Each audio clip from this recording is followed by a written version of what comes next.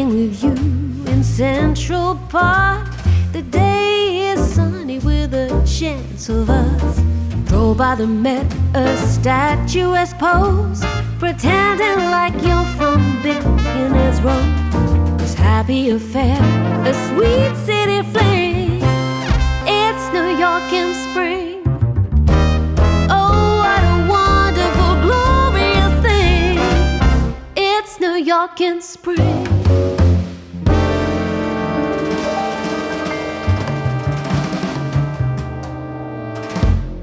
Live from Madison Square Garden, side of the Big East Tournament 2025, as we get set for Villanova and UConn, the number 3 seeded Huskies, the number 6 seeded Villanova Wildcats. Playing Villanova is always tough. I mean, they're one of the best programs as well. Just another high brand program like UConn, so we knew it'd just be a great game from the jump. You know, we look forward to the Big East Tournament all year. You know, we talk about it all the time, how it's the most exciting conference tournament in the country.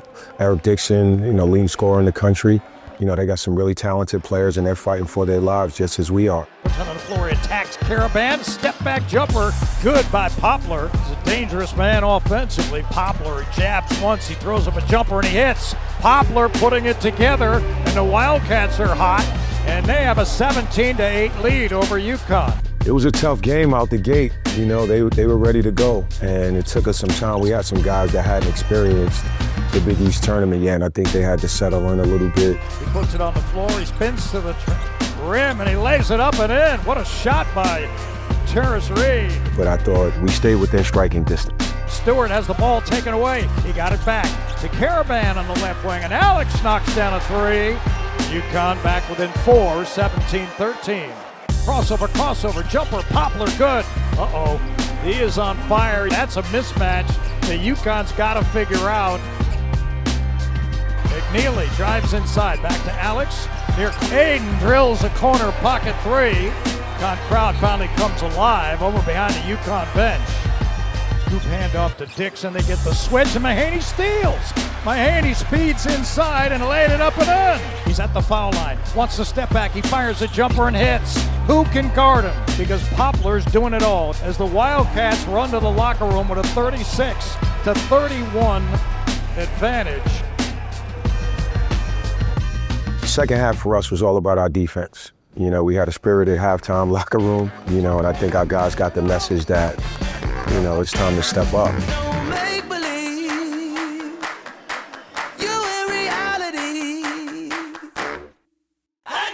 Ball into the paint, pull up 15-footer, good. Caravan scoops it up and in. Mahaney to the front court, and he backed it home. And a near steal by Samson Johnson, who dives into the Villanova bench. UConn crowd starting to get into it. You know, when we could play to our potential defensively, we're a hard team to beat. So I thought in that second half, we really stepped up that way.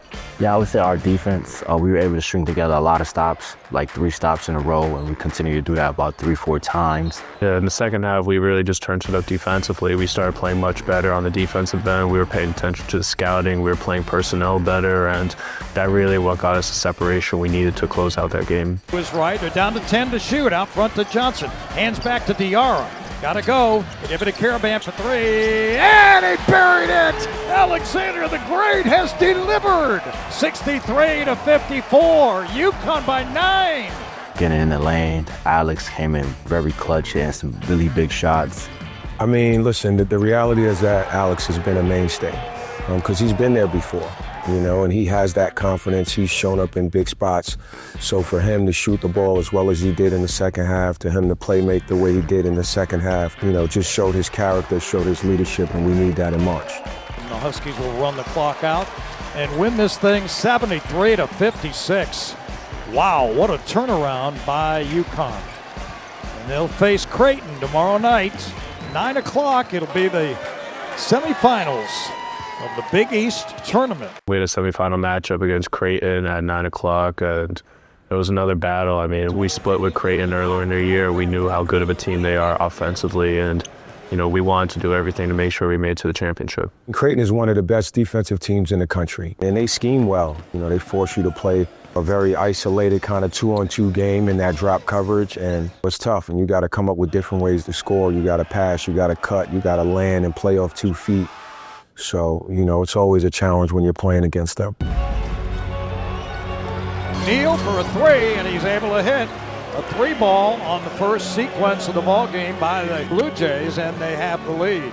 DR for three, and Hassan's got another one. What a start by him. DR with 11 and UConn with 13. Here's Green for three over McNeil, and he made it. So everything going Creighton's way right now. They lead 42-30. Yeah, we didn't play our best against Creighton. We didn't execute what we wanted to offensively or defensively, and we just didn't start off as fast as we wanted to in the first half. We let our opponents shoot 75% at halftime, which is a number that is, astronomical, and it's hard to overcome. Second half, we got off to a slow start as well.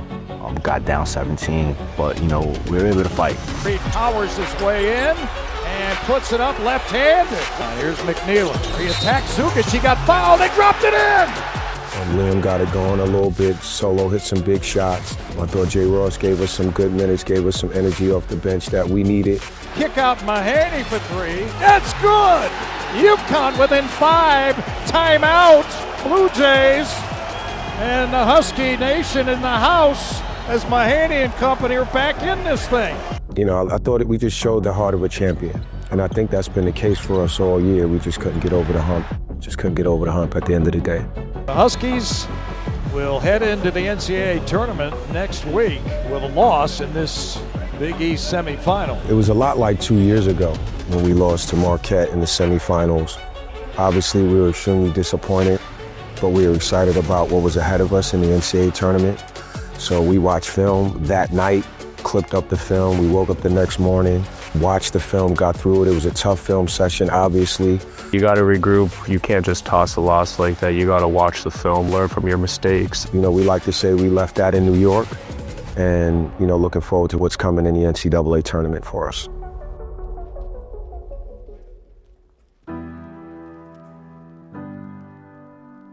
Teams battled all year just to be in this position. There's some really great brands and programs that invest a lot in basketball that won't be hearing their names called today, so we see this as a great opportunity for us. A lot of your year gets judged based on how you do in March anyway. You maybe don't have the regular season that you want, but you get in this tournament, you play and you coach your ass off, your life changes. So that's what we know is the opportunity for us. We're excited to hear our name called. Selection Sunday is always a great time for us because, you're excited. You're playing in a tournament that you have to earn the right to get into. And, for us, we've been through so many, ebbs and flows throughout this season that we feel like we're prepared for anything. Yeah, I would say we showed fight all year. There's a lot of times where we could have went into a foxhole and stayed in it, but we didn't. We kept fighting. 8 seed's exciting. I mean, we're going to play a 9 seed, which is really close, and we'll most likely play a 1 seed when we win. So we want to beat the best if we want to win a national championship. So when we get to that point, we'll lock in on them and really just get excited for the matchups. But we first got to deal with Oklahoma. You look at our record throughout the season. I mean, we're capable of beating anybody, on any given night. And that's what's special about the NCAA tournament. But there's things that you have to do. You have to defend. You have to rebound. You have to be tough. You have to execute. You have to make shots in big spots. And you need a little magic, too. You need some guys to really step up and play to their potential. And we've done that. We did that at Texas. We did that at Creighton. We did that home against Baylor. We did that on the road against Marquette. We can just get everybody, playing well on the same night. This team can really be dangerous. Do you believe in magic? Here it's automatic. La la la, ooh. Amazing how it's happening. Look at mom, we made it. La da, la da, ooh. Are you ready? That future hit. That future. That future. That future.